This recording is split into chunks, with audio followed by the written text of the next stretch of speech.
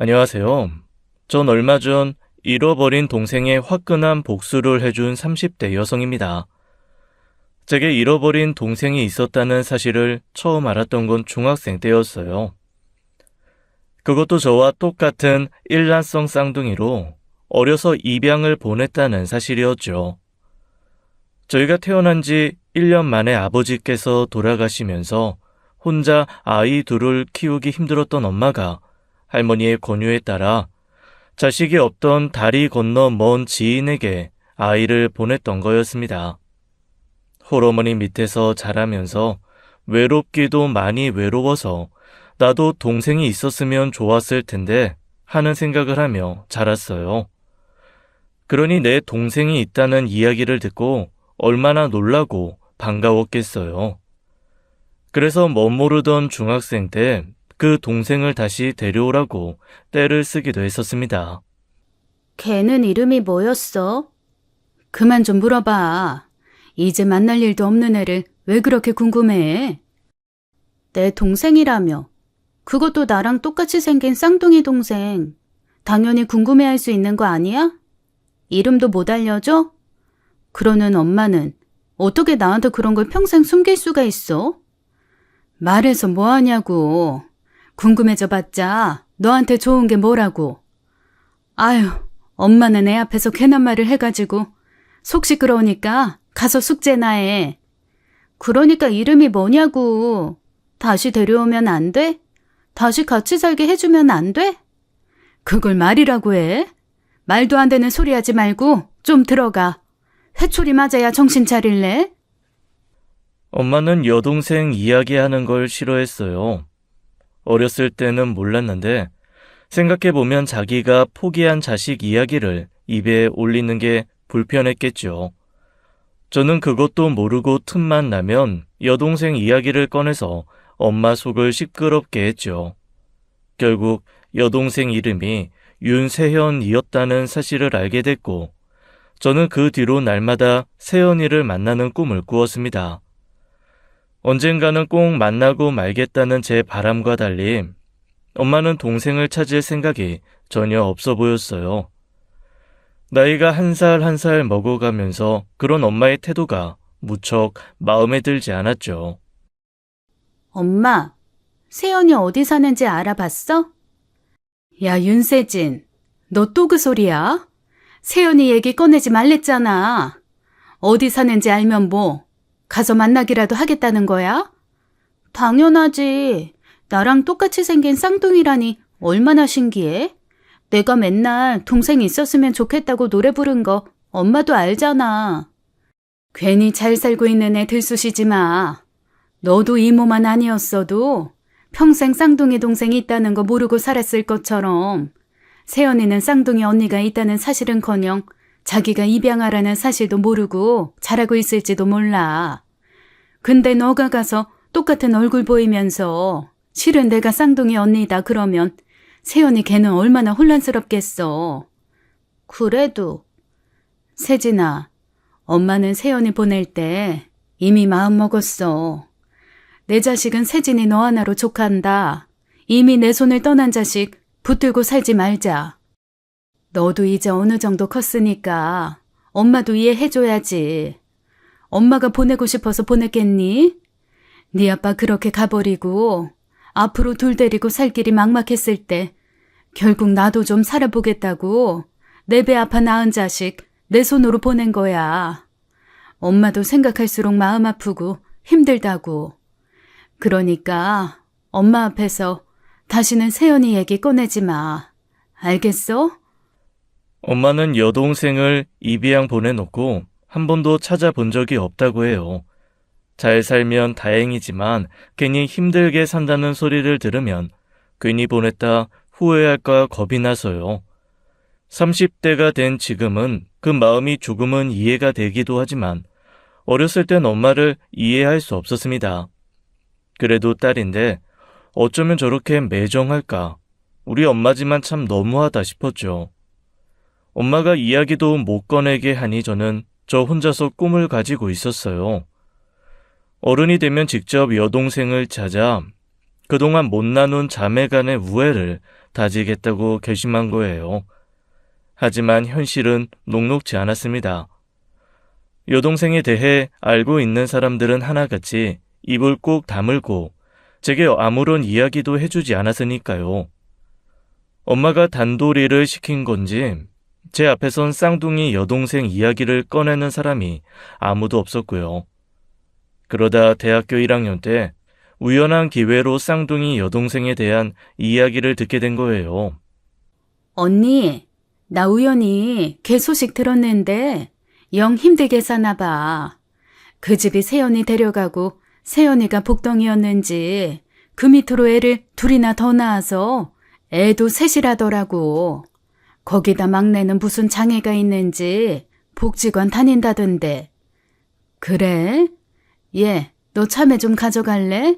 세진이랑 둘이 먹긴 많은데 어디서들 그렇게 참외 농사를 짓는지 만나는 사람마다 2-개씩 주다 보니까 냉장고가 참외 풍년이야. 언니, 세연이 사정이 좀 딱하더라니까. 왜 갑자기 참외 타령이야? 아, 그래서 뭐 어쩌라고? 언니, 이미 내 품 떠난 자식은 더는 내 자식도 아니야. 남의 집 자식 된 세연이 얘기를 왜 꺼내서 사람 속 시끄럽게 해? 그래서 뭐 데려오기라도 하라는 거야? 아니, 힘들게 살면 다시 데려와서 키우면 좋지. 듣자하니 대학은커녕 고등학교도 검정고시 쳤다더라. 장애인 막내 동생 챙기느라 제대로 된 교육도 못 받고 자랐다는데 그래도 조카라고 그 소리 듣는데 내가 얼마나 기가 막혔겠어. 그렇게 안타까우면 데리고 와서 네가 키우던지. 세진이 하나 대학 보내는 것만으로도 나는 벅차고 힘들었어. 그런데 이제와 버린 자식 데려와서 엄마 노릇이라도 하라는 거야, 뭐야? 너 다시는 세연이 얘기 꺼내려거든 찾아오지 마. 알겠어? 갑자기 학교 수업이 휴강이 되면서 생각보다 빨리 집에 들어오게 된 날이었죠. 우연히 두 사람의 이야기를 듣던 저는 화가 나서 안방 문을 벌컥 열었습니다.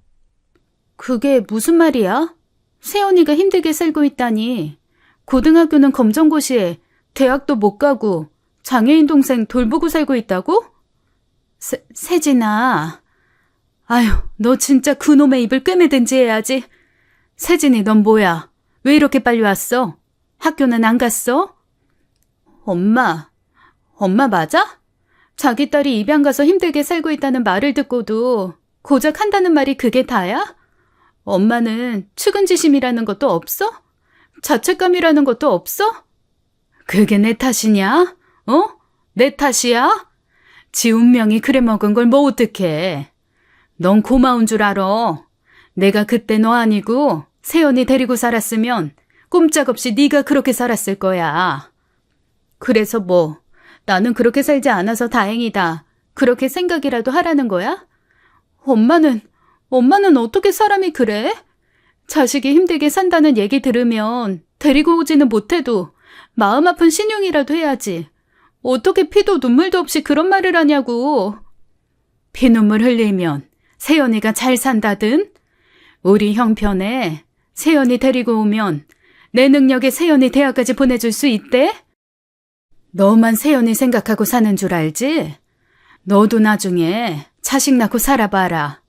네가 자식이나 낳아봐야 알겠지. 내 속에서 나온 내 자식, 내 손으로 보내고 사는 애미 마음이 어떤 건지. 그때 엄마는 처음으로 제게 눈물을 보였습니다. 20년 가까이 쌓였던 울분이 그제야 터진 것이었죠. 엄마는 그 집에 보내면 잘 살 줄 알았대요. 그 집 아저씨가 공무원이라 꾸준한 벌이도 있고 자가도 있다고 하니 오히려 처음엔 그 집으로 보내지 못한 저한테 미안했다고 하더라고요. 그런데 잘 살고 있을 줄만 알았던 둘째 딸이 그렇게 산다고 하니 속이 얼마나 문드러졌겠어요. 그날 엄마의 울음은 오랫동안 쌓인 울불만큼이나 오래 이어졌습니다. 그 이후로 엄마 앞에서 여동생 이야기를 꺼낸 적은 한 번도 없어요. 나중에 이모한테 따로 연락해 여동생에 관해 물었지만 이번엔 이모도 딱 잘라 거절하더라고요. 이모, 이모가 조용히 좀 알아봐주면 안 돼? 세연이 어떻게 사는지 말이야. 나라도 도울 수 있는 일이 있는지 알아보고 도움 주면 좋잖아. 세진아, 내가 생각이 짧았어. 가여운 마음에 무턱대고 다시 데려오면 좋지 않을까 싶었던 건데 네 엄마 말이 맞지. 너희 엄마 형편이 그렇게 좋은 것도 아닌데 괜히 데려와서 뭘 해줄 수 있겠니. 자기가 입양하라는 사실도 모르고 잘하고 있을지도 모르는데 우리 손 떠난 일에 미련 갖지 말자. 너는 너대로 살고 세연이는 세연이대로 살면 되는 거야. 그래서 저는 막연한 운에 기댈 수밖에 없었습니다. 여동생이 있었다는 사실도 몰랐다가 알게 되고 살다 보니 그 소식을 접할 수 있었던 것처럼 계속 운에 기대해 기다리면 언젠간 소식을 들을 수 있겠거니 한 거예요. 그리고 그 기적은 대학 졸업 후 사회생활을 한 지 2년 만에 나타났습니다. 모래사장에서 반을 찾는 기적처럼 서울 한복판에서 제 동생을 만난 거예요. 저는 그게 하늘에 계신 아버지께서 저희 자매를 불쌍히 여겨 도와주신 게 아닌가 싶어요. 그날은 아버지 기일이었거든요. 그때 엄마는 서울살이를 정리하고 외가가 있던 오송으로 내려간 후였습니다. 그래서 아버지의 기일을 챙기려고 연차를 내고 기차역으로 향한 날이었어요. 대합실에서 탑승을 기다리며 앉아있는데 웬 할머니가 제게 말을 거는 거예요. 아가씨, 아까 말해준 번호가 뭐였지? 돌아서면 까먹고 돌아서면 까먹어서 곤란해. 여기다 좀 써줘. 네? 무슨 말씀이세요? 아이, 방금 얘기해준 번호 있잖아. 제가요? 사람 잘못 보신 것 같은데요. 무슨 말이야? 아까 분명히 여수 가는 차는 몇 번에서 탄다고 말해줬잖아. 저 아니에요. 저 방금 왔어요. 아니, 분명히 아가씨 맞는데. 응? 아이, 저 아가씨네, 저 아가씨. 아이, 내가 미안해요. 사람을 착각했네. 하도 닮아서. 그때 할머니는 갑자기 오른편에서 다가오는 여자를 보며 말했고 저는 사람을 잘못 봐서 생긴 해프닝이라고 생각하며 시선을 돌렸죠. 그런데 할머니께서 그러시는 거예요. 아니, 근데 두 사람은 왜 이렇게 닮았어? 쌍둥이야? 네? 그게 무슨... 그 순간 저는 두 눈을 의심했습니다. 할머니 앞에 서 있었던 그 여자가 저랑 똑같은 얼굴을 하고 있는 것이었어요. 신기한 건 헤어진 뒤 한 번도 만난 적 없었는데 취향이 비슷했는지 옷차림이 비슷하더라고요. 머리 길이만 빼면 영락 없이 거울 속에 있는 것처럼 같은 모습이었죠. 그 여자도 저를 보며 놀랐는지 당황한 얼굴이었어요. 저는 본능적으로 그 여자가 제 여동생임을 직감했죠. 혹시 세연이? 제 이름을 어떻게 아세요? 너 정말 세연이 맞아? 말도 안 돼. 그 애는 놀라면서도 저를 경계했어요. 똑같은 얼굴을 가진 여자가 갑자기 자기 이름을 부르니 당황할 만도했죠. 저 역시 예상치 못한 일에 놀라서 어디서부터 어떻게 설명해야 할지 몰랐습니다. 여동생은 엄마 말대로 자기가 입양아라는 사실도 쌍둥이 자매가 있다는 사실도 전혀 모르고 자랐더라고요. 차 시간이 되어 가봐야 한다는 애를 붙들고 급한 대로 대합실에 붙들고 자초지종을 이야기했어요. 내가 헤어진 쌍둥이 여동생이 있는데 그 여동생 이름이 세연이고 나이는 27이라고 이야기요. 그 애는 똑같은 얼굴을 한 제 얼굴을 보고도 그 사실을 믿기 힘들어했습니다. 그러니까 제가 입양하고 언니 동생이라는 거예요? 그래, 지금 봐. 너랑 나 완전히 똑같잖아. 우리 쌍둥이 맞아. 말도 안 돼. 그런 말 들은 적 없는데. 나도 우연히 그 사실을 알지 못했더라면 지금 네 기분이랑 똑같을 거야. 내가 너 얼마나 찾았는데. 어떻게 지내고 있었던 거야? 어떻게 살았어? 여동생은 쉽사리 입을 열지 못했습니다. 자기 처지보다는 갑작스러운 상황에 경황이 없어 보였어요. 결국 우리 둘은 대화를 나누다 애매했던 기차를 놓쳤고 시간 가는 줄 모르고 이런저런 이야기를 했죠. 덕분에 저는 그의 밑으로 남동생과 여동생이 있다는 사실, 여동생이 장애가 있다는 것과 이혼한 부모님을 도와 함께 식당 일을 하고 있다는 것도 알게 되었습니다. 공기업 다녀 굶을 걱정 없을 거라고 했던 것과 달리 부모가 이혼하면서 상당히 힘들게 살았던 것 같더라고요. 이혼 사유는 양아버지 쪽에서 무리한 주식 투자를 하면서 시작된 부부싸움이었다고 해요. 그 뒤로 매달 양육비를 받았지만 발달 장애와 만성 천식을 앓고 있는 여동생 앞으로 들어가는 돈이 많아서 매달 힘들었던 모양이고요. 이모가 말해줬던 것처럼 양어머니 식당 일을 돕기 위해 고등학교 중퇴 후 검정고시를 받고 대학은 생각도 해보지 못한 삶을 살고 있었죠. 그럼 아버지는 돌아가시고 어머니만 계신 거예요? 어머니는 잘 계셔. 가끔 너 많이 그리워하셨어. 아, 그랬구나. 여동생의 마음을 생각해 약간의 거짓말을 했는데 그게 도움이 된 건지는 모르겠습니다. 여동생은 잠시 넋을 놓고 깊은 생각에 잠겨 있더라고요. 한 번에 너무 많은 감정을 쓰면 사람이 많은 체력을 쓴 것처럼 지치는데 딱 그런 상황인 것 같았어요. 그러다 불현듯 뭔가 생각났다는 듯 벌떡 일어서더니 시간을 확인하더라고요. 아, 미정이 약. 어?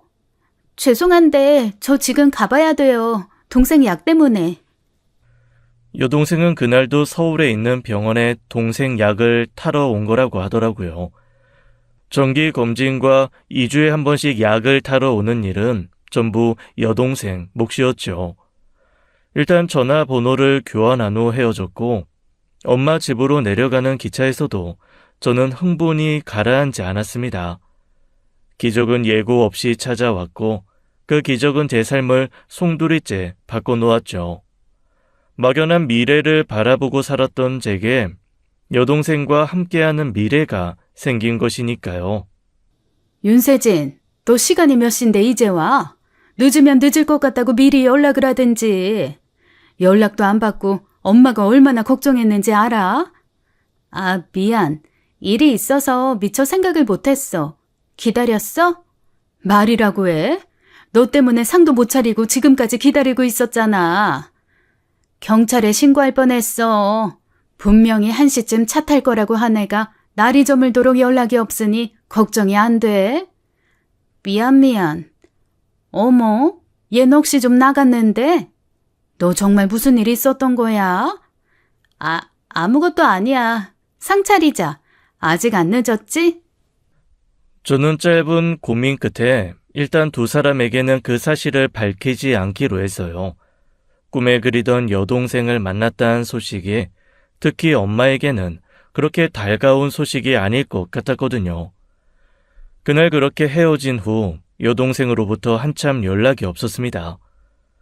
저는 그날 일이 꿈이었을까봐 애써 찾은 여동생과 연락이 그렇게 끊겨버릴까봐 마음이 조마조마했죠. 다행히 일주일쯤 지났을 때 식당 일이 너무 바빠 연락을 하지 못했다는 답장이 왔어요. 그 후로 저희는 드문드문 시간이 될 때마다 연락을 했죠. 그런데 여동생은 다시 한번 만나고 싶다는 말에 만남을 주저하더라고요. 엄마는 한번 만나봐야 하지 않겠냐는 말에 용기를 낼 때까지 무려 한 달이라는 시간이 걸렸습니다.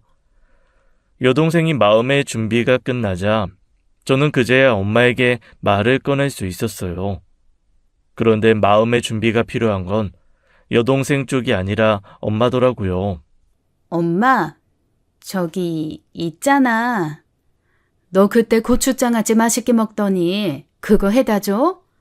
아니, 그게 아니라 세연이 말이야. 제가 동생 이야기를 꺼내자마자 기다렸다는 듯 침묵이 시작됐습니다. 괜한 이야기를 꺼내는 건 아닌가 싶었지만 넘어야 할 산이었어요. 하지만 무겁게 가라앉은 엄마의 목소리에 저는 입을 다물 수밖에 없었죠. 세연이, 세진아, 너도 살 만큼 살아봤으니 알겠지만 사람에게는 잊고 싶은 기억 하나쯤은 있기 마련이야. 나한테 세연이는 그런 존재고 엄마는 다시 그 시절로 돌아간다고 해도 보낼 거다. 그래야 너도 살고 엄마도 살 테니까. 세연이에 대한 죄책감은 죽을 때까지 엄마가 책임져야 하는 문제야. 제발 더는 언급하지 않았으면 좋겠다. 너한테까지 그런 소리 들을 이유 없어. 아니 그게 아니라 만날 수 있다면 만나고 싶지 않아? 내가 찾아서. 아니, 안 만나고 싶다. 만나봐야 뭐해.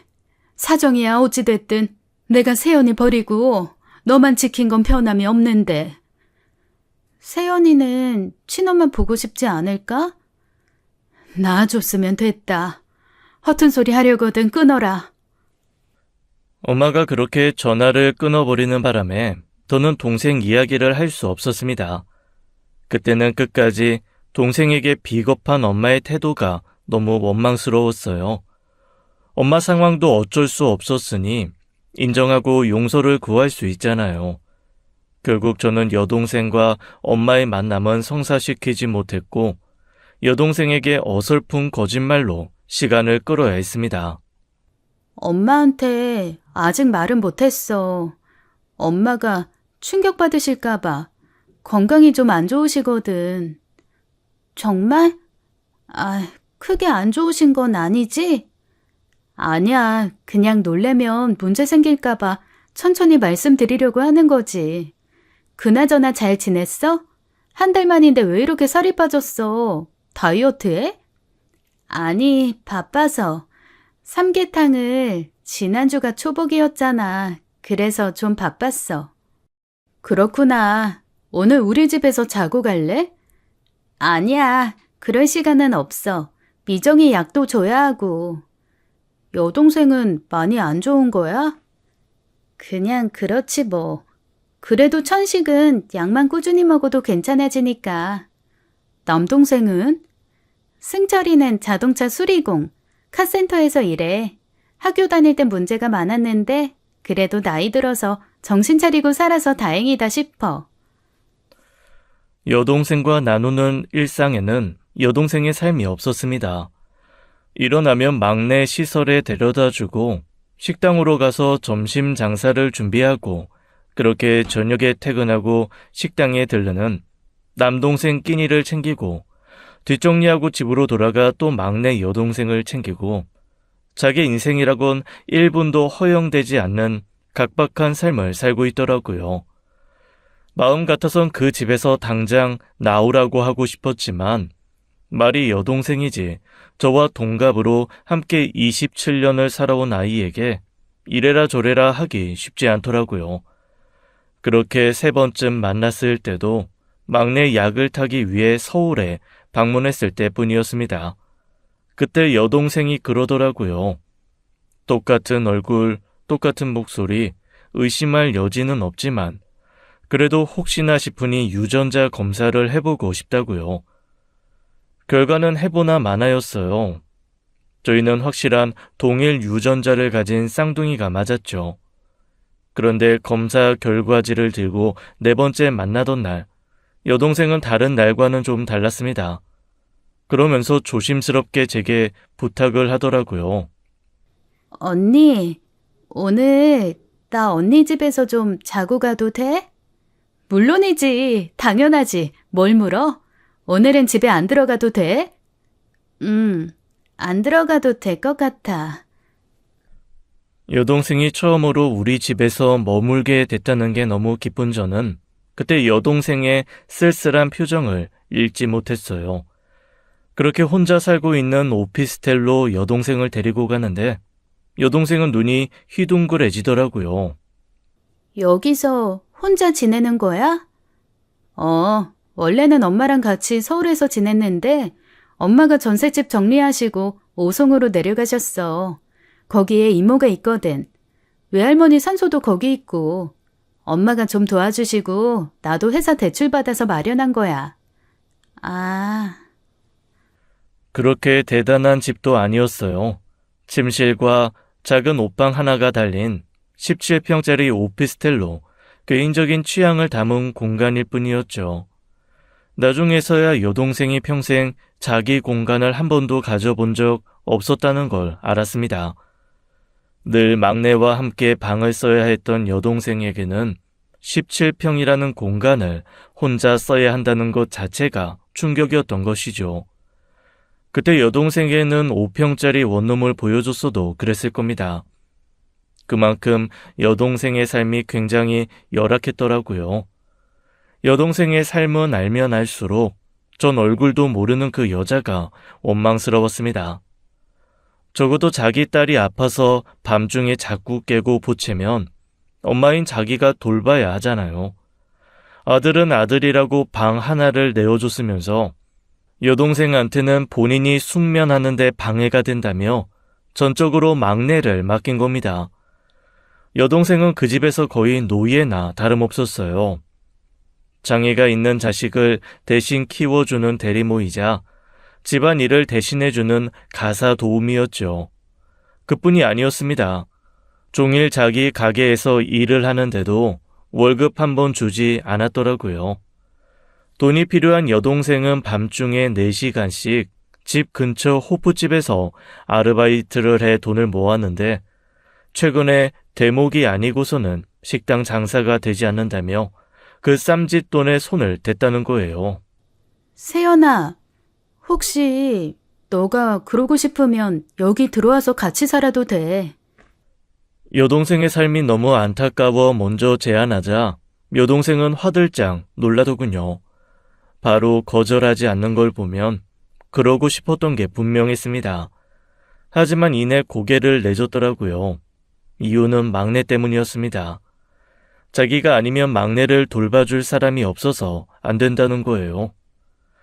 여동생의 의사가 중요하니 그럼 됐다고 생각 있으면 다시 이야기하자고 하고 말았는데 그날 저녁 여동생 핸드폰에 울리는 문자 메시지를 보고 전 폭발하고 말았습니다.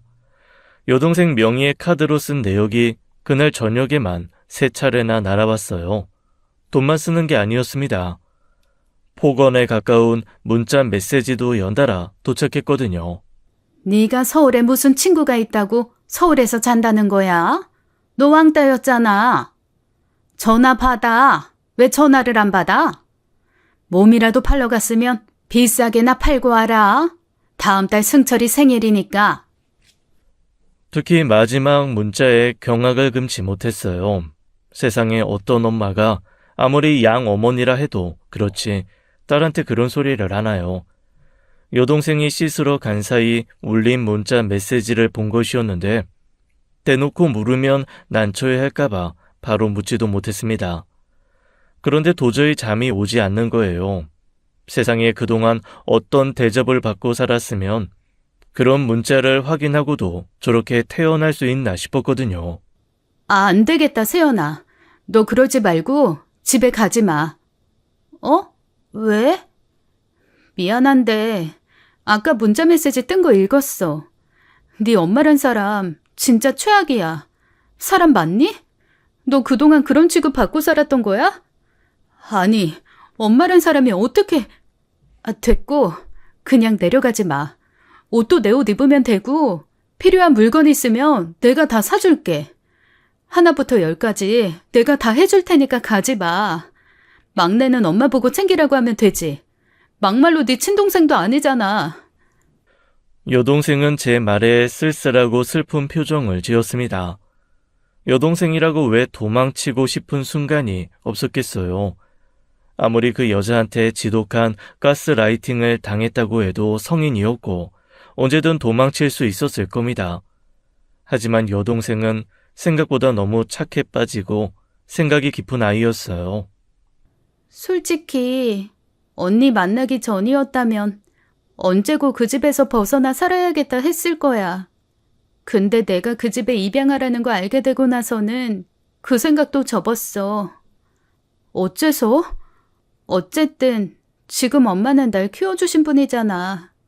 물론 충분히 많은 재원을 받았다고 할 순 없지만 그래도 날 키워주셨다는 건 변함이 없어. 효도까진 아니어도 막내 책임지는 걸로 그 은혜는 갚아야 하지 않나 싶어서. 세연아, 그건 네 일이 아니야. 그리고 그 은혜라면 지금까지 한 것만으로도 충분해. 아니야, 언니. 나한테 그렇게 제안해줘서 너무 고마워. 솔직히 나 진짜 많이 감동받았어. 하나부터 열까지 다 사줄 테니까 그 집 나오라는 말. 완전 드라마 같았어. 나 무슨 드라마 속 남자 주인공 만난 줄 알았어. 말이라도 충분해. 지금 나 이렇게 집 밖에 나와서 자는 것도 태어나서 처음인 거 알아? 되게 신기해. 그냥 이것만으로도 좋아. 살면서 단 한 번도 학교 수련회와 수학여행도 가보지 않았던 여동생에게 그날은 첫 수련회이자 수학여행 같은 날이었습니다. 여동생이 그렇게 힘든 삶을 사는 줄 알았더라면 제가 뭐라도 해봤을 텐데, 아무리 어렸어도 여동생을 그렇게 살게 두지 않았을 텐데, 어려서 무능력했던 스스로가 원망스러워질 정도였어요. 결국 여동생은 이튿날 막내 약을 챙겨 대전에 있는 집으로 돌아갔습니다. 하지만 도저히 포기가 안 되더라고요. 그 뒤로부터 매일 같이 여동생을 설득했죠. 하지만 여동생은 번번이 거절하며 화제를 돌리곤 했어요. 늦었지만 하고 싶은 공부도 다 시켜주고 대학도 보내주겠다. 제가 뭐든지 돕겠다고 했지만 부담인 것 같았습니다. 그러던 어느 날이었어요. 퇴근 후 집안일을 하고 있던 도중 초인종 소리가 울려 나가보니 세상에 여동생이 서 있는 거예요. 그런데 여동생 얼굴이 심상치 않았습니다. 세연아, 너 얼굴이 왜 그래? 언니, 너 설마 맞은 거야? 어? 맞았어? 누구한테? 대체 누구한테? 뺨이 벌겋게 달아올라 있었고 급하게 닿긴 했지만 코 주변으로 옅은 핏자국도 있었습니다. 엉망이 된 머리카락을 어설프게 묶은 것 하며 맞은 게 분명했죠. 여동생은 들어와 한참 울다가 겨우 진정한 뒤 양 엄마한테 맞았다고 털어놓았어요. 그리고 그게 그날이 처음이 아니라는 말도 어렵게 고백했죠. 알고 보니 등과 옆구리, 허벅지에도 멍자국이 있었는데 자기 기분을 나쁘게 할 때마다 뭔가 날아왔다고 해요. 어느 날은 리모컨, 어느 날은 컵, 또 어느 날은 숟가락, 잡히는 대로 던진 거예요. 뭐? 그 여자 진짜 미친 거 아니야? 왜 때린 건데? 네가 뭘 잘못했다고? 독립해서 친구랑 살면서 돈 좀 모으고 싶다고 했더니 그렇게 됐어. 뭐? 고작 그런 이유로 뺨 때리고 머리카락을 쥐어 뜯었단 말이야? 이기적인 년이라고 혼자 나가서 잘 살 생각하는 걸 보니 굴러 먹었다고. 내가 나가면 미정이는 어떻게 하고 식당은 어떻게 운영할 거냐고. 그럼 뭐 언제까지 네가 자기 딸을 책임져줘야 하는 건데? 평생 그 식당에서 썩어 빠지라는 거야 뭐야? 기가 막혀서 진짜. 너는 그걸 또 맡고 있어? 등신이야? 천치야? 그건 착한 게 아니라 멍청한 거야. 미안해. 정말 가슴이 미어지다 못해 억장이 무너질 것 같았습니다. 그렇게 맞고 뛰쳐나와 다짜고짜 택시부터 잡아타고 서울까지 온 것이었어요. 쌈짓돈 모아둔 거 전부 털어서요. 그 와중에 저는 여동생에게 믿을 만한 구석이 됐구나 싶어 마음이 좀 놓이더라고요. 그동안은 그렇게 맞아도 갈 곳이 막내와 함께 쓰던 작은 방이었을 텐데 제가 있는 곳까지 온 건 그에게는 정말 큰 용기가 필요했던 일이었죠. 울다 지쳐 곤히 잠든 여동생을 한참 바라보던 저는 연신 나오는 한숨을 막을 길이 없었습니다. 그러다 문득 고개를 돌린 곳에서 답을 찾았어요. 그건 거울이었습니다. 거울 속 저를 보자마자 번뜩이는 좋은 생각이 든 거예요. 여동생은 당연히 다시 돌려보낼 생각이 없었습니다. 그렇다고 그걸로 끝내자니 그것대로 복장 터지고 열받는 일이더라고요. 그러니 복수를 해야 했습니다. 적어도 서럽게 살았던 지난 세월에 대한 조금의 안갚음은 해야지요. 그렇게 결심한 후 잠이 들었는데 이른 아침 번호키 누르는 소리에 화들짝 놀라서 깼습니다. 갑작스레 찾아온 여동생 때문에 깜빡 잊고 있었던 게 있었거든요. 아유, 무슨 놈의 비가 갑자기. 예보라도 있었으면 우산을 챙겼지. 머리 다 망가졌네. 세진아, 윤세진, 너 아직도 자니? 엄마. 뭐야?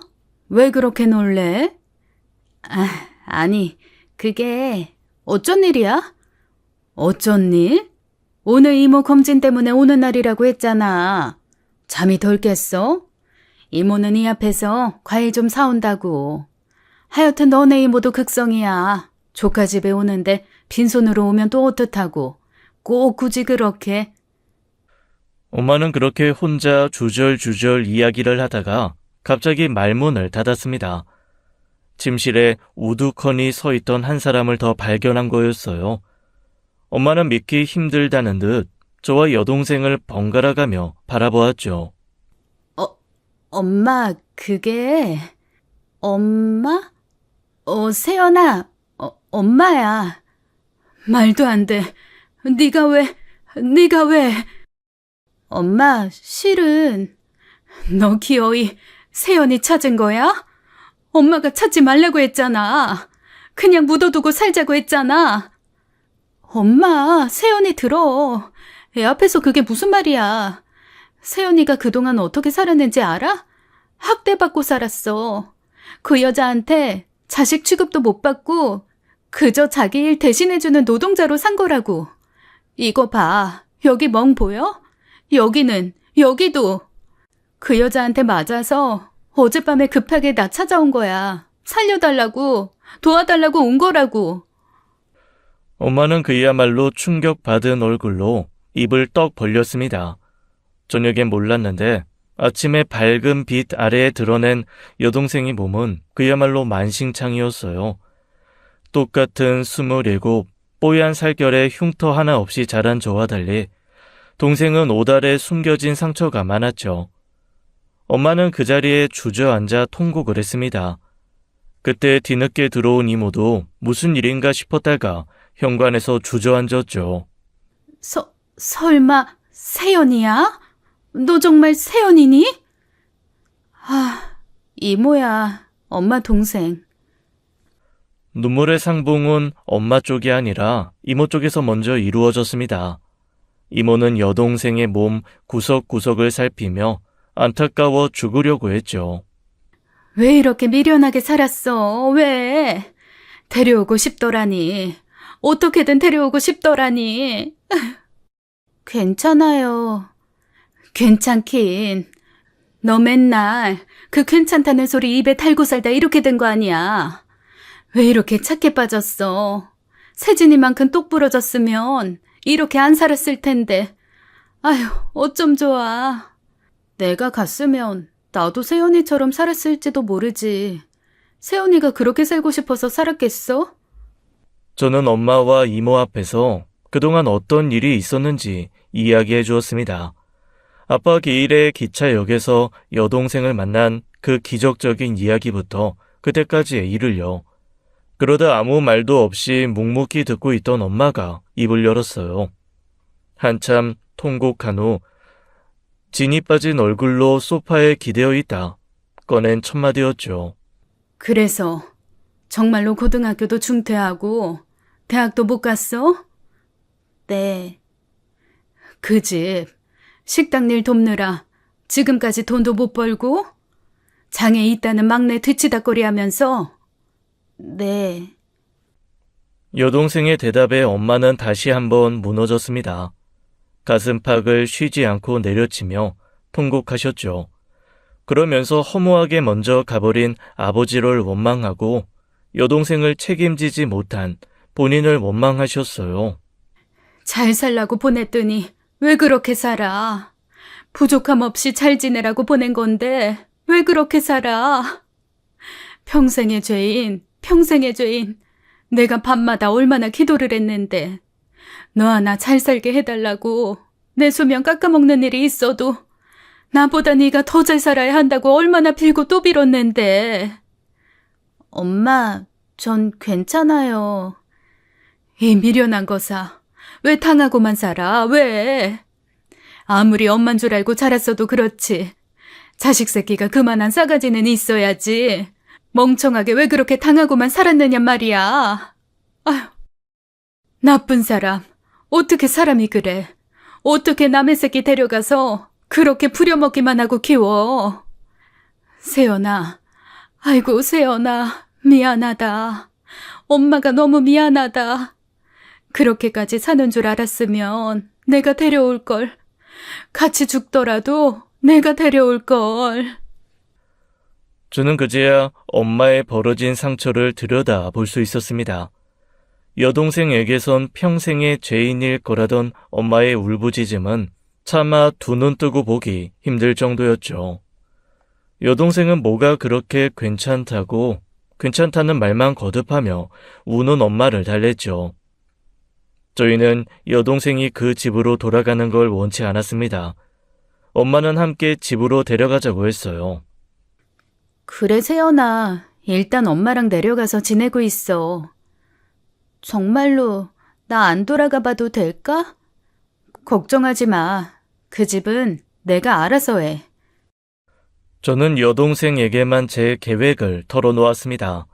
엄마랑 이모한테 말해봤자 일 키우는 허튼 짓 하지 말라고 타박할 게 뻔했으니까요. 이미 지나간 일이라고 묻어두기엔 저는 여동생의 그 억울한 삶을 그냥 두고 볼 수가 없었어요. 그렇게 여동생을 엄마 편으로 보내놓고 매일같이 전화 통화를 하면서 여동생에 대한 공부를 했습니다. 여동생이 가족이라고 알고 지냈던 사람들의 신상부터 찾아오는 단골 손님들의 특징까지 되는한 모든 것을요. 근데 언니, 그런 거 다 외워간다고 해도 들킬 텐데. 아무리 얼굴이 똑같다고 해도 엄마는 알아볼 것 같아. 들킬 테면 들키라지. 걱정하지 마, 세연아. 네 복수는 언니가 철저하고 확실하게 할 테니까. 그리고 언니가 말한 거 잊지 마. 파양소송. 알지? 만약에 안 되면 안 되더라도 상관없어. 뭐든 해볼 거야. 뭐든 해볼 거야. 뭐든. 기다려. 언니가 복수해 줄게. 저는 여동생 대신 그 집으로 갈 생각이었습니다. 여동생과 스타일을 똑같이 하고 살짝 마른 여동생 체형에 맞게 단기 다이어트까지 했어요. 회사에는 1년치 연차를 모두 써낸 뒤 그야말로 만반의 준비를 다 끝냈죠. 그렇게 오래 걸릴 일도 아니었습니다. 어차피 언제고 걸릴 일이라고 생각했으니까요. 그렇게 여동생이 알려준 식당 주소를 찾아갔는데 안에는 손님도 주인도 없이 그저 열려만 있더라고요. 맥주 대낮에 문까지 열어놓고 어딜 갔나 싶던 차였습니다. 느닷없이 누군가 제 뒤통수를 사정없이 후려친 거예요. 아! 이 미친년? 결국 지발로 들어올 거면서 기어나가긴 왜 기어나가? 나갈 거면 빨리나 들어오든가. 너 때문에 내가 무슨 생고생을 한 줄 알아? 그 여자는 여동생 때문에 손이 부족해 막내를 챙기랴 식당 일을 하랴 정신없었다며 화풀이를 했습니다. 그 와중에도 손은 쉬지 않고 머리를 기분 나쁘게 툭툭 치는데 그 모멸감에 치가 떨리더라고요. 그야말로 기필코 복수를 해주겠다는 전의가 불타오르는 사람이었죠. 뭘 그렇게 멍청하게 서 있어? 들어가서 설거지 안 해? 그렇게 여동생의 양어머니 등살에 들어간 부엌은 그야말로 가관이었습니다. 세상에 거기서 어떻게 사람이 만드는 음식을 만들었다는 건지 이해가 되지 않을 정도였어요. 워낙 지저분하게 음식을 하는 바람에 식당 청소도 모두 여동생 몫이었다고 하더라고요. 여동생이 집을 비운 그 2주 사이 청소를 한 번도 안 한 건지 바닥에는 물때와 곰팡이가 가득했고 조리되는 음식물 찌꺼기가 덕지덕지 붙어 있었죠. 개수되는 설거지가 산처럼 쌓여 파리가 엉겨 있었고요. 설거지 끝내고 정육점 가서 고기도 끊어와. 외상 안 된다고 하면 네 돈 주고 좀 사오고. 제 돈이요? 식당에서 쓸 건데 왜 제 돈으로 고기를 사요? 최대한 여동생처럼 지내겠다는 다짐은 그 여자를 마주하고서부터 흔들리기 시작했습니다. 뭐하냐 그냥 넘어가는 것 없이 기가 막힌 것 투성이더군요. 그러자 그 여자는 저를 빤히 쳐다보더군요. 들켰나 싶어 아차하던 순간 그 여자가 꺼낸 말은 더 기가 막힌 말이었어요. 너 어디서 농약 처먹고 왔냐? 대체 어떤 놈이랑 붙어먹고 왔길래 그러지? 이 집에 네 돈이 어딨어? 네 통장으로 들어간다고 다 네 돈이야? 죄송합니다. 썩을 년이 안 그래도 열받아 죽겠는데 2주 만에 나타나서 한다는 소리가 뭐? 지 돈? 기가 막혀서 진짜. 저녁 준비 장사 다 해놓고 미정이 데려와. 알겠어? 저는 그 여자가 나가고 나서 봐도 식당의 곳곳을 사진으로 찍어 남겼습니다. 식품 위생법 위반 소지가 있는 것들을 모두 찍어 증거로 남겼어요. 그리고 그 여자가 시킨 일을 끝낸 뒤 막내가 있다는 기관으로 갔죠. 제가 이 일을 위해 여동생 대신 가겠다고 했을 때 여동생은 딱 한 가지만 당부했었어요. 막내 동생을 좀 잘 보살펴 달라는 것이요. 여동생과 그 막내는 7살 차이로 이제 20살이 되는 여자애였는데 어릴 때부터 자식처럼 챙기다 보니 양 어머니와는 별개로 관계가 남달랐던 모양이더라고요. 처음에는 그 관계성이 와닿지 않았는데 그 여자아이를 만나고 나서야 여동생이 하는 말을 제대로 알았습니다. 저를 보자마자 아이처럼 통곡하면서 우는 걸 보면서 여동생을 많이 기다렸구나 싶었거든요. 문제는 그 애가 저를 너무 뚫어지게 쳐다본다는 것이었어요. 미정아, 잘 지냈어? 언니 보고 싶었어? 언니 어디 갔어? 언니 일이 있어서 갔다가 온 거야. 언니 어디 갔어? 그런데 눈썰미가 대단한 게 어쩐지 제가 여동생이 아니라는 걸 눈치챈 것 같기도 했습니다. 저를 이리저리 뚫어지게 쳐다보는데 이러다 생각보다 너무 빨리 들키겠다 싶더라고요. 그래서 저도 모르게 검지에 손을 세우며 쉿 했지요. 발달 장애인인 그 아이가 뭘 이해한 건지는 모르겠지만 그 말에 고개를 끄덕여 일단 한 고비를 넘긴 겁니다. 아이는 봐줄 사람이 없어 식당 한켠에 두고 돌봐야 했어요. 손님이 별로 없어 저는 들어가 봐도 될 것 같은데 그 여자는 자기 지인들 테이블에 자리 잡고 앉아 수다 떨기 바빴죠. 그때였습니다. 한 손님이 불쾌한 목소리로 소리를 버럭 내질렀어요. 아, 이게 뭐야? 머리카락 아니야. 이봐요. 찌개에서 머리카락이 나왔는데. 아, 그래요? 미안해요. 내가 음식하다가 좀 흘렸나 본데. 아이씨, 입맛 떨어지게. 그때 저는 기다렸다는 듯이 나섰습니다. 그런 순간을 기다리고 있었거든요.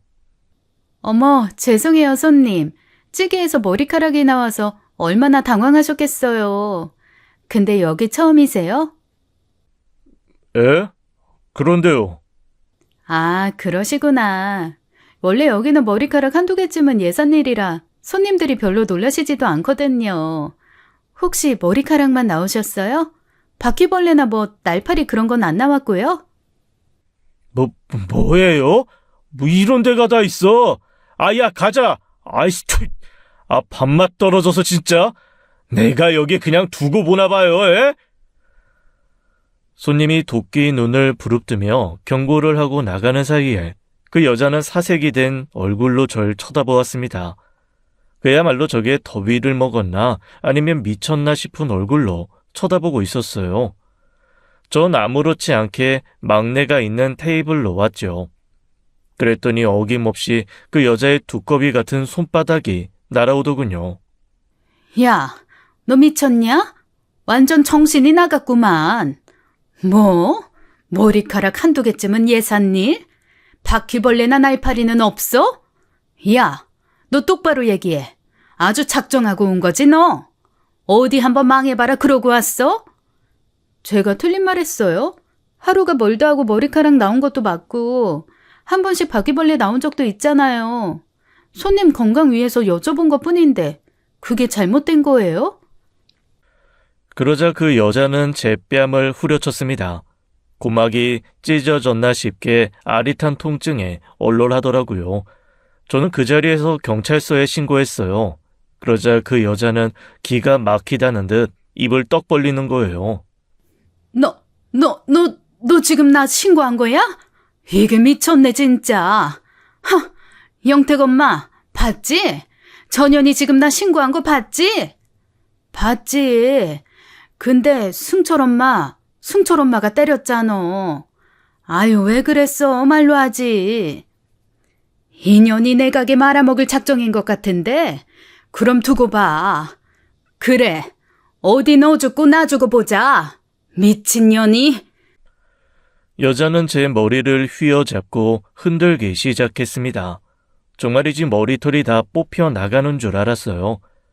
주변 지인들이 모두 달려들어 괴물 같은 그 여자를 떼어 놓으려 안간힘이었지요.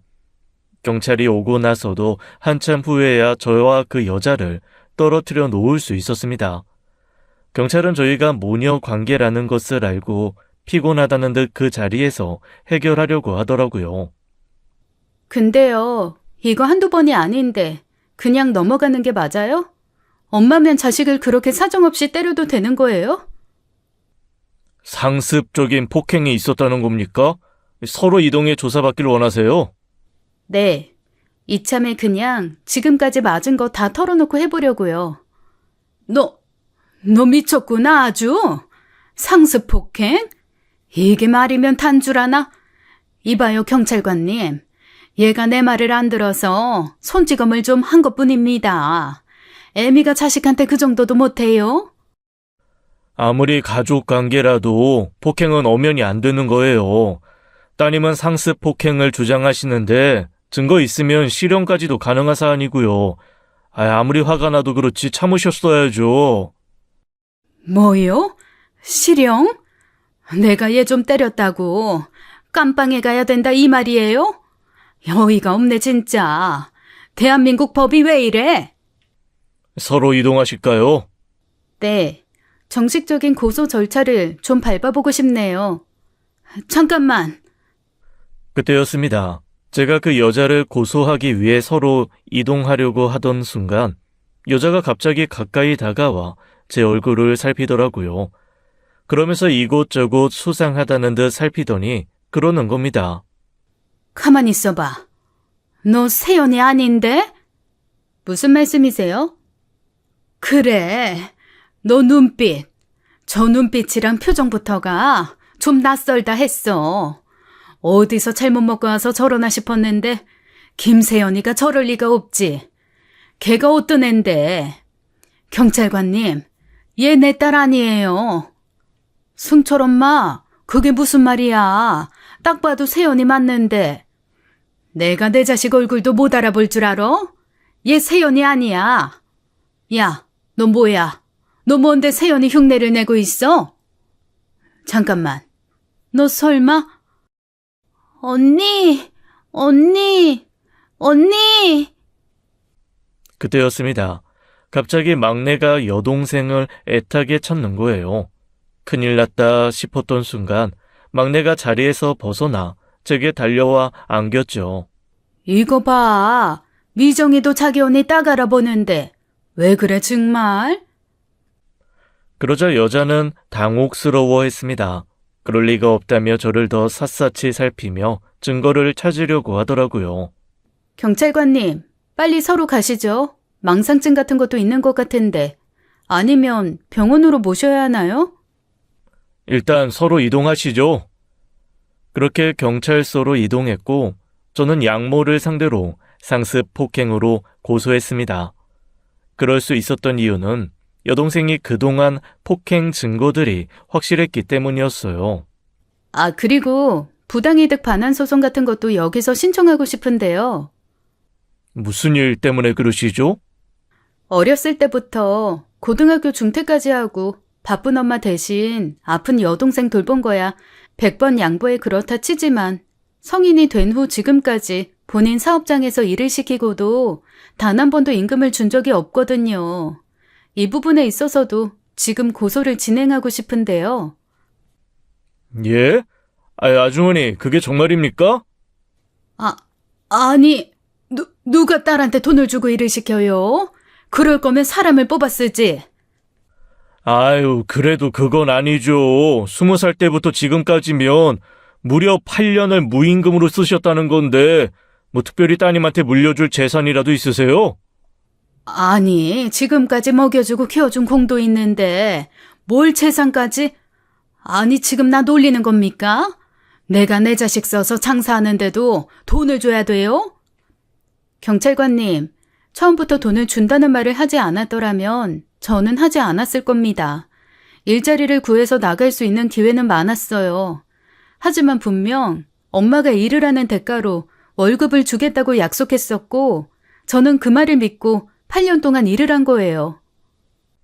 그럼 이거 고속감인데. 고소라니? 아니, 세상에 그런 법이 어딨어? 집안일 좀 도우라고 그렇게 설득할 수도 있는 거 아니에요? 아주머니, 지금이라도 따님이랑 잘 대화해 보시고 합의하세요. 상습 폭력의 임금 체불에, 이거 보통 문제가 아닌 것 같은데. 야, 너 똑바로 말해. 너 김세연 아니지? 경찰관님, 얘가요. 원래 내가 낳은 딸이 아니라 입양 딸이거든요. 걔한테 저랑 똑같이 생긴 쌍둥이 자매가 하나 있다고 들었어요. 난 아무리 생각해도 얘가 지금 그 쌍둥이 자매 같거든? 어떻게 조사 좀 해봐요. 네? 여자는 막다른 길에 몰리자 막 나가더라고요. 제 동생에게 단 한 번도 입양딸이라는 이야기를 해본 적도 없으면서 그 자리에서 살겠다고 그런 비밀을 막 폭로한 것이죠. 그 자리에 제가 아니라 여동생이 앉아 있었더라면 어땠을까 싶은 생각을 하니 섬찟했습니다. 제가 입양되었었다고요? 지금까지 단 한 번도 그런 말씀 없으셨잖아요. 그 말을 왜 해? 했다가 네가 여기 붙어 있었겠냐? 그럼 저를 무임금으로 부려먹고 아픈 여동생 돌볼 사람으로 쓰기 위해서 그 사실을 계속 숨겨왔단 말인가요? 제가 종곡을 찌르는 질문을 하자 그 여자는 아차 싶었는지 경찰 눈치를 살폈어요. 그러자 이젠 경찰서 바닥에 드러누워 막무가내로 해볼 테면 해보라고 하더라고요. 저는 그 자리에서 제가 할 수 있는 고소장은 다 접수했습니다. 그리고 집으로 돌아오는 길에는 식당 위생으로 구청에 신고도 했고요. 여동생 짐을 가지러 집에 갔는데 눈물이 나는 걸 참느라 혼났습니다. 옷장이고 서랍장이고 여동생의 것이라고 할 만한 것이 많지도 않았거든요. 속옷은 색이 다 바라고 늘어져 해진 것들도 많았고 옷도 메이커는 하나 없이 전부 구제밖에 없었죠. 그게 화가 났던 건 빨래 건조대에 널린 남동생 옷은 죄다 스포츠 브랜드 옷이었다는 거예요. 이 집에서 그나마 자식 취급받고 살았던 건 그 남동생 뿐이었던 것 같습니다. 그리고 여동생이 책상 뒤쪽에 붙여둔 봉투 하나를 찾아달라고 해서 봤더니 비상금 봉투가 있더라고요. 딱 27만 5,300원이 들어있던 낡은 봉투였죠. 호프집에서 일한 월급 대부분을 통장으로 받긴 했지만 조금씩 꺼내 진짜 필요할 때 쓸 비상금으로 따로 빼뒀다고 하더라고요. 진짜 거지 같네. 진짜. 야, 너 이리 와. 여동생 방을 둘러보며 안간힘을 다해 눈물을 참던 그 순간 여자도 집으로 들어왔습니다. 그리고 다짜고짜 저를 밀치며 윽박지르는 거예요. 저도 참지 않고 그 여자 어깨를 세게 밀쳤습니다. 그러자 당황했는지 입을 떡 벌리더군요. 이거 봐, 이거 봐. 너 세연이 언니 맞지? 세연이 지금 어딨어? 김세연 오라고 해. 왜? 또 때리게? 아니면 당신 그렇게 놀고 먹을 때 식당 일이며 당신 딸 뒤치다꺼리 하라고 부려먹게? 뭐야? 나 지금 되게 많이 참고 있는 거야. 아주 그냥 수 틀리면 똑같이 깜빵 가는 거라고. 애가 없어 내 동생 데려가서 귀한 아들 보셨으면 귀한 자식이다 하고 품고 살아도 모자랄 망정. 학대? 당신이 그러고도 사람이야? 당신이 그러고도 인간이야? 친엄마가 못 키우겠다고 버린 애 키워줬으면 감사하다고 떡이라도 사서 오지는 못할 망정. 너야말로 이게 무슨 경우야? 감히 내 딸 행세를 해? 감히 내 딸인 척 나를 고소해? 키워준 은혜를 갚아야지. 이건 말도 안 되지. 절대 그럴 수 없지. 착각하지 마. 내가 뭐 세연이 감금해놓고 강제로 왔겠어? 세연이가 바란 거야. 그 착해 빠진 게 당신한테 꼭 한 방 먹여달라고 해서 온 거라고. 기대해. 27년 동안 내 동생 부려먹고 학대한 대가가 뭔지 내가 똑똑히 보여줄 테니까. 아마 비싼 변호사 쓰셔야 할 거야. 깜빵 가기 싫으면. 전 결국 그 집에서 여동생이 가져다 달라던 돈봉투 하나만 들고 나왔습니다. 식당은 영업정지 처분을 받았고 고소는 절차대로 진행되었어요. 저는 여동생을 대신해 법정에 나갈 준비가 되어 있었지만 여동생이 직접 나가겠다고 했습니다. 처음엔 마음 약하고 착한 여동생이 정 때문에 결국 그 여자를 용서하게 될까봐 말렸어요. 그런데 여동생이 있는 그대로를 이야기했을 때 처벌이 필요한 일이면 벌을 받게 하고 싶다고 하더라고요. 법정에서 여동생을 만난 여자는 욕도 했다가 울부짖기도 했다가 난동을 피웠습니다. 결국 법정에서 쫓겨나야 했죠. 결과적으로 상습 폭행으로 징역 1년 6개월이 집행유예 2년이 나왔어요. 원래대로라면 꼼짝없이 교도소를 가야 했지만 장애가 있는 딸을 돌봐야 한다는 점이 참작되었죠. 그리고 그동안 밀린 임금 8천만 원을 반환하라는 판결도 내려졌습니다. 그것도 소멸시효가 있어서 그 정도지 억대도 받아낼 수 있었는데 아쉽게 됐어요. 하지만 여동생은 금액은 얼마가 됐든 상관없다고 하더라고요. 그리고 정식으로 파양 신청도 했습니다. 소송 결과가 긍정적으로 작용할 거라고 해서 걱정은 없어요. 비로소 자유를 되찾은 여동생은 최근 수능 공부를 다시 시작했어요. 늦었지만 다시 공부를 해보고 싶다는 말에 저도 엄마도 그리고 이모네 식구들도 모두 지원해 주기로 했거든요. 힘든 과거에 발목 잡히지 않고 앞으로는 살고 싶은 대로 살 수 있도록 아낌없이 밀어주기로 했습니다. 아픈 동생을 돌본 경험 때문인지 사회복지사가 되어 힘든 사람들을 돕고 싶다더라고요. 부디 여동생이 뒤늦게 꽃을 활짝 피울 수 있도록 응원해 주시면 감사하겠습니다.